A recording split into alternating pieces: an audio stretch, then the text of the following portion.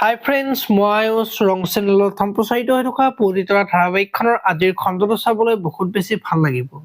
কিয়নো আজিৰ খণ্ডটোত অহিৰণ বেদৰ ওচৰলৈ যাব আৰু মায়ে যে তোক ল'ৰা বুলি কৈছে, কথাটো সঁচা নেকি বুলি সুধিব। আৰু তেতিয়া বেদে সঁচা বুলি ক'ব আৰু তেতিয়া অহিৰণে নিভানে আমাৰ লগতে আমাৰ ঘৰখনৰ মান সন্মান সকলো শেষ কৰি আছে।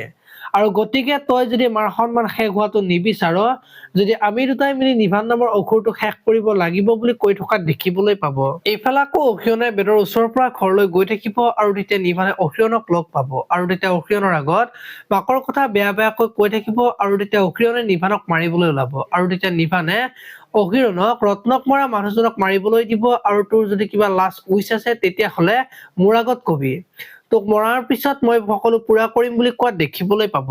আনফালে আকৌ চন্দিকা যে অহিৰণক ফোন কৰি থাকিব আৰু তেতিয়া অহিৰণে ফোন ৰিচিভ নকৰা দেখি চন্দিকা মাকৰ ওচৰত যাব আৰু অহি ইমান ফোন কৰি আছে এবাৰো ফোন ৰিচিভ কৰা নাই, মোৰ ভয়কে লাগিছে বুলি ক'ব আৰু তেতিয়া মাই তই যি টি কথা নকবিচোন বুলি কোৱা দেখিবলৈ পাব। আপোনালোকে পবিতৰা ধাৰাবাহিকখন চাই কেনেকুৱা পাই কমেন্ট কৰি জনাব আৰু যদি আপোনালোকে এতিয়ালৈকে চেনেলটো ছাবস্ক্ৰাইব কৰা নাই তেতিয়াহ'লে চেনেলটো ছাবস্ক্ৰাইব কৰি ভিডিঅ'টোত এটা লাইক কৰি দিব। ধন্যবাদ।